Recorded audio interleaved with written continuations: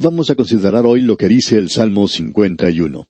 Y debemos destacar al principio que la nota que encabeza este salmo no es algo que fue agregado más tarde por alguna otra persona. Estas son parte del texto original, y este salmo tiene una inscripción a manera de título, como algunos otros la tienen también.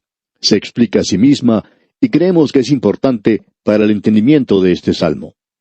Permítame leerla. Dice, al músico principal, salmo de David, cuando después que se llegó a Betsabé, vino a él Natán el profeta.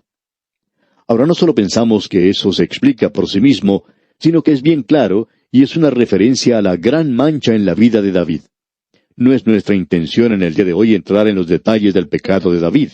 Creemos que es suficiente decir que él quebrantó 2 de los 10 mandamientos. El 7º mandamiento que dice, no cometerás adulterio. Él hizo eso con Betsabé, la esposa de Urías Heteo. Y luego, él también quebrantó el 6º mandamiento que dice, no matarás. Aunque él no mató personalmente a Urías, fue él quien lo hizo poner al frente de la batalla para que fuera muerto. Esa fue una acción muy cobarde, por cierto, de parte de David. Luego, después de este terrible incidente, David no hace ninguna cosa, no dijo nada. Y aquellos que sabían lo que había pasado, estamos seguros que había muchos que se habían dado cuenta de lo ocurrido, hicieron lo mismo que él. Ellos se mantuvieron callados, y realmente esto no era nada extraño. Esto era lo que ocurría en todas partes, en Egipto, o en Babilonia, o en Edom, o en Moab, y más adelante en los reinos del mundo, y aún en las grandes capitales de nuestras naciones. Se nos dice que esto ocurre en todas partes. Sin embargo, esto era algo diferente en el día de David. Él era el hombre de Dios, y el hombre de Dios no puede salirse con la suya en cosas como esta.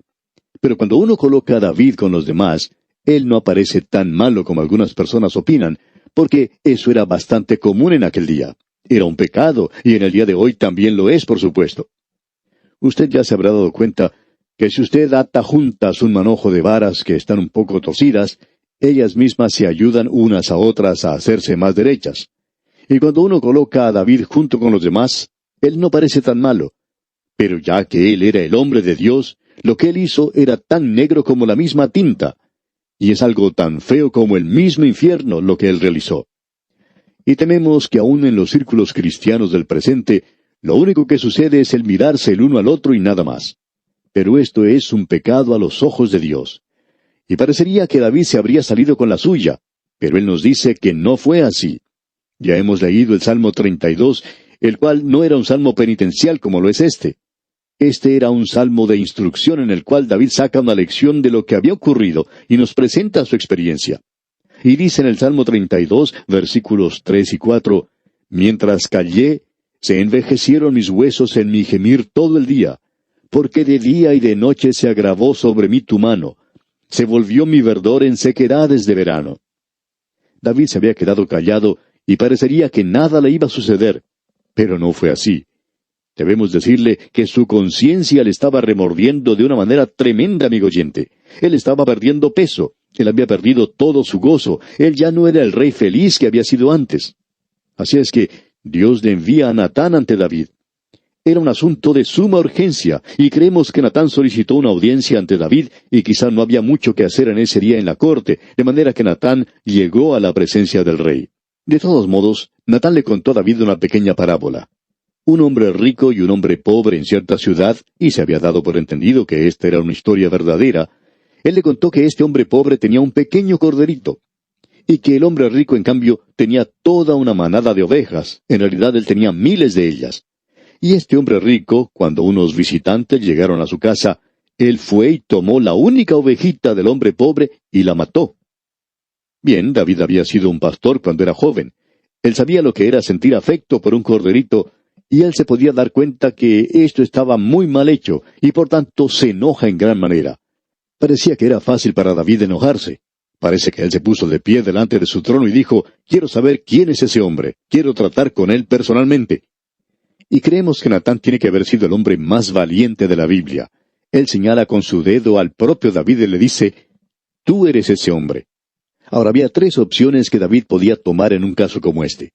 La primera alternativa era que él podía negar la acusación, lo cual gran cantidad de personas hacen.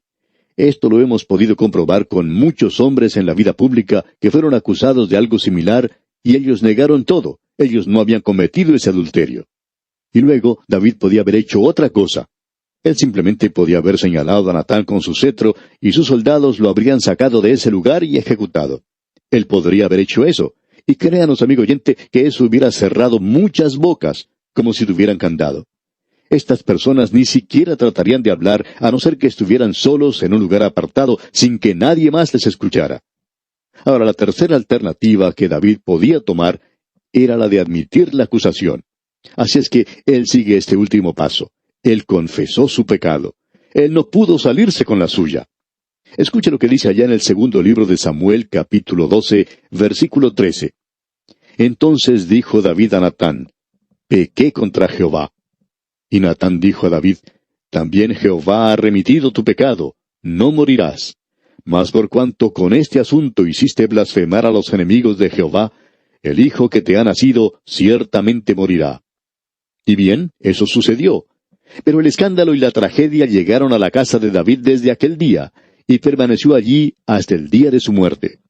Uno quisiera decirle al Señor: quite el látigo de su espalda. Pero Dios nunca hizo eso, ni David tampoco le pidió a Dios que lo hiciera. Tal vez nunca lo hizo porque él quería tener comunión con Dios, y su corazón era como el salmo que dice: como el ciervo brama por las corrientes de las aguas, así clama por ti, oh Dios, el alma mía. Ante nosotros, pues, tenemos un salmo penitencial, y aquí tenemos el clamor de David, y en los primeros 3 versículos encontramos un clamor de su conciencia y de su convicción de pecado. El clamor de David. Creemos que sería conveniente aquí presentar un pequeño bosquejo de lo que tenemos en este salmo. Usted tiene, en la segunda división principal, un clamor de confesión de pecado, y la clemencia y la compasión de Dios. Eso lo podemos ver en los versículos 4 al 8. Y luego, a partir del versículo 9 hasta el final del salmo, usted puede encontrar un clamor solicitando clemencia y comunión con Dios. Miremos en primer lugar el clamor de su conciencia y la convicción de su pecado. Escuche lo que dice este hombre aquí en el versículo 1 de este Salmo 51. Ten piedad de mí, oh Dios, conforme a tu misericordia, conforme a la multitud de tus piedades, borra mis rebeliones. Este es un gran salmo, y se necesita un gran hombre para hacer la clase de confesión que él hizo. Aquí tenemos la oportunidad de ver cuando un rey dice que él ha hecho algo malo. Bien, David utiliza la palabra rebeliones, borra mis rebeliones. También llama a lo que hizo iniquidad o maldad, también lo llama pecado, y también lo llama malo. Ahora, ¿cuál es la diferencia? Bueno, las rebeliones quiere decir el cruzar los límites que han sido puestos por Dios. David había quebrantado los 10 mandamientos, es decir, él quebrantó 2 de ellos. Y luego, maldad quiere decir aquello que es malo de sí mismo y en sí mismo. ¿Quién dice eso? Dios lo dice. Y si Dios dice que una cosa es maldad, entonces eso es lo que es. Luego, él lo llama pecado. Y pecar es errar al blanco, el no poder alcanzar los niveles o normas de Dios. Ninguno de nosotros puede alcanzar la gloria de Dios. Luego, él lo llama malo.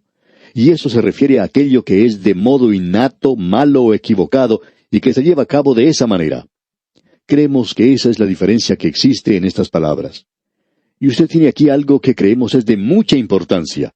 Hemos intentado demostrar la relación que tienen estos salmos con la nación de Israel. Creemos que nosotros perdemos mucho del verdadero significado de esto. Y también hay un aspecto dispensacional en este salmo que uno no puede comprimir en una dispensación a la experiencia de un hombre que está bajo una profunda convicción de pecado, porque esto es algo que puede llegarle a un hombre en cualquier ocasión. Usted y yo, amigo oyente, no podemos llegar a comprender el horror de la culpa de David. Lo que él había hecho era algo repugnante en realidad.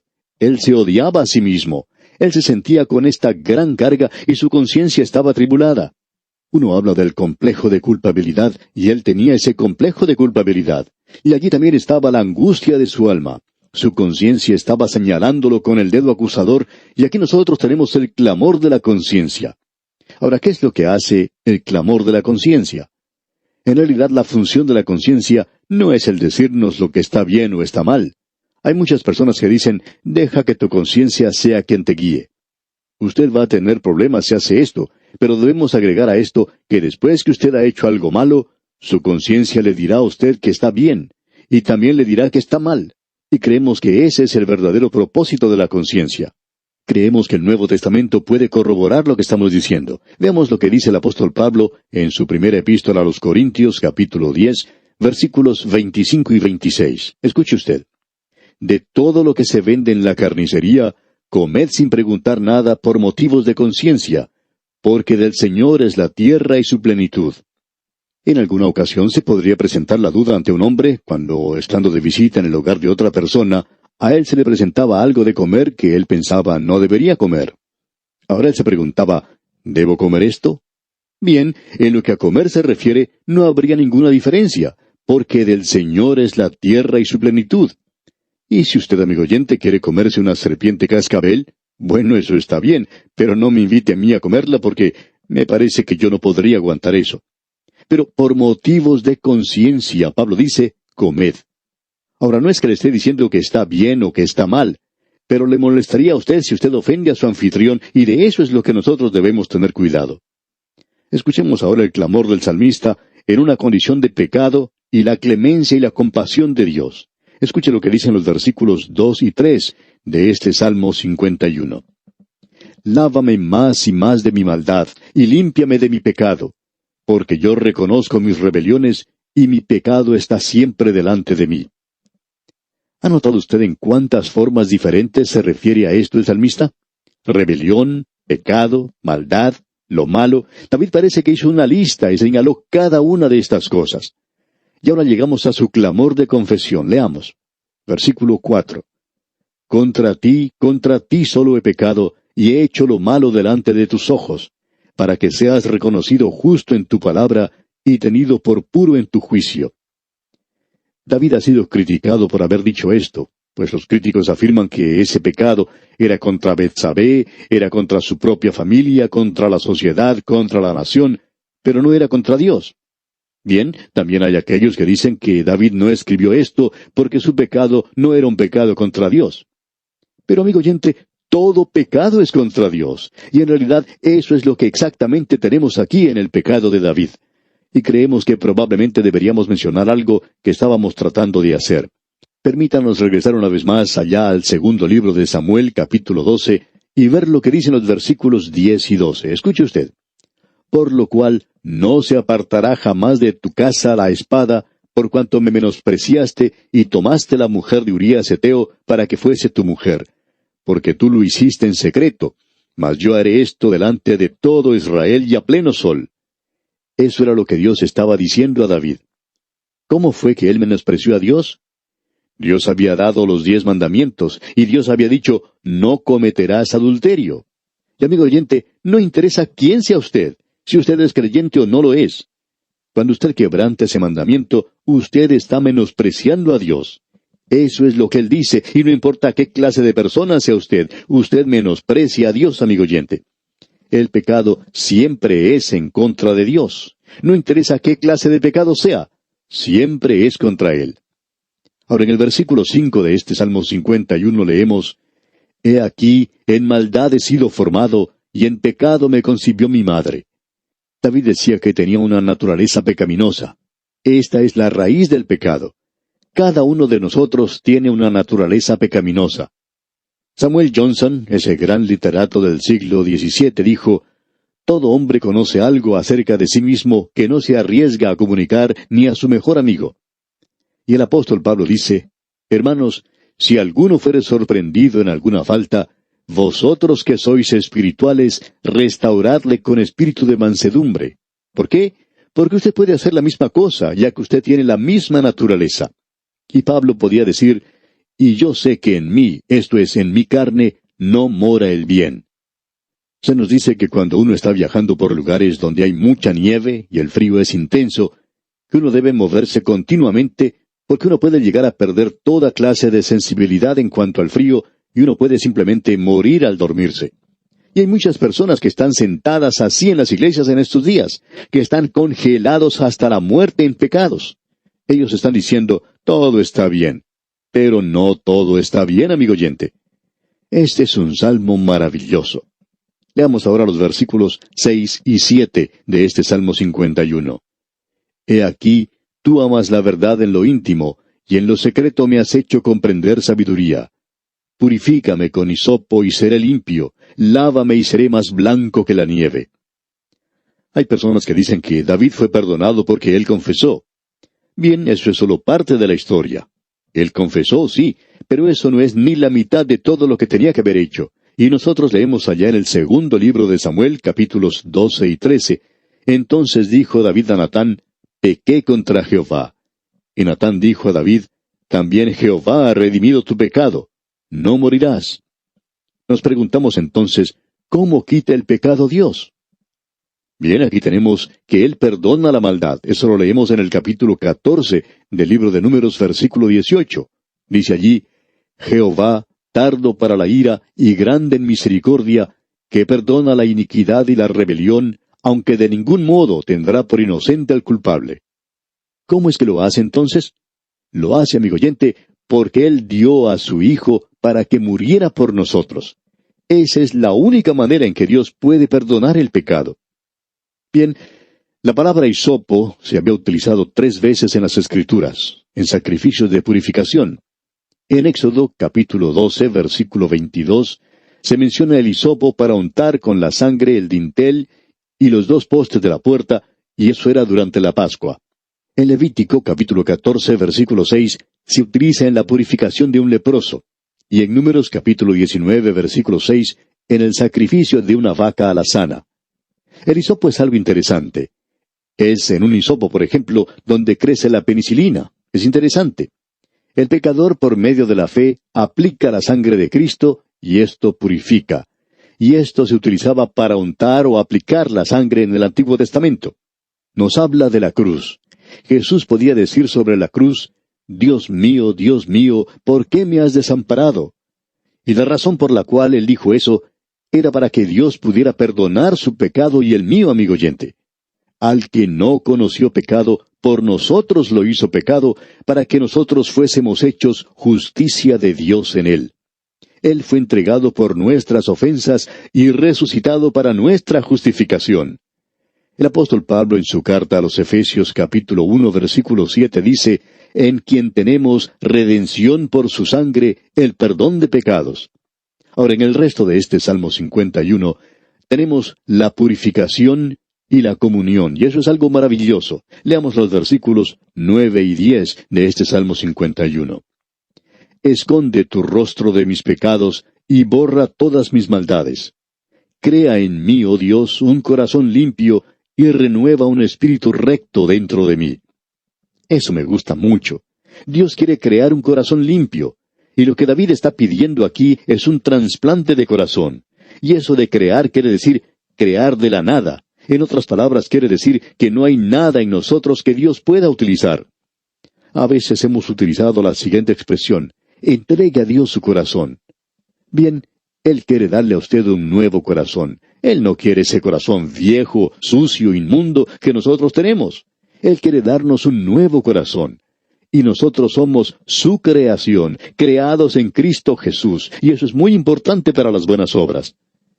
Leamos una vez más el versículo 10 y también el versículo 11 que dicen, Crea en mí, oh Dios, un corazón limpio, y renueva un espíritu recto dentro de mí. No me eches de delante de ti, y no quites de mí tu Santo Espíritu. David había contristado al Espíritu Santo, y en algo así el Espíritu Santo podría ser quitado. Pero se nos dice, no contristéis al Espíritu Santo de Dios, con el cual fuisteis sellados para el día de la redención.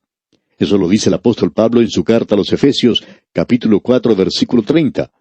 Un hijo de Dios nunca pierde el Espíritu Santo, pero uno lo puede contristar. Y eso es lo que David había hecho. Y en aquel día el Espíritu de Dios podía ser quitado. Luego en el versículo 12 del Salmo 51 dice, Vuélveme el gozo de tu salvación, y espíritu noble me sustente. David perdió el gozo de la salvación. Él quería estar nuevamente en la voluntad de Dios.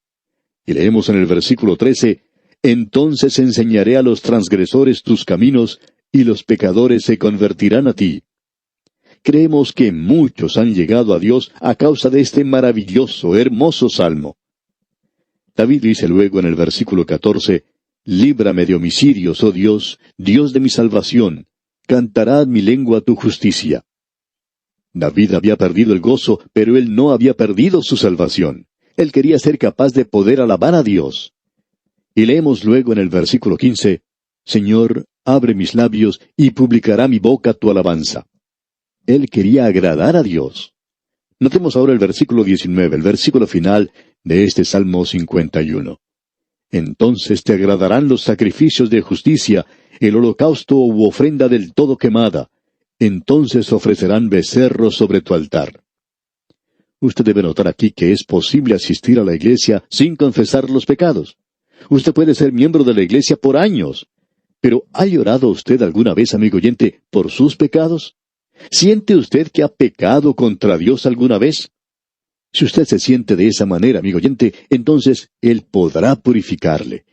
La palabra de Dios nos dice que si confesamos nuestros pecados, Él es fiel y justo para perdonar nuestros pecados y limpiarnos de toda maldad. ¡Qué glorioso, amigo oyente! Este es un salmo tremendo. Y aquí nos detenemos por hoy, pero Dios mediante retornaremos en nuestro próximo programa en la continuación de este estudio. Hasta entonces, pues, amigo oyente, que la realidad del perdón de sus pecados sea su más gloriosa experiencia ahora y siempre, es nuestra fiel oración a Dios.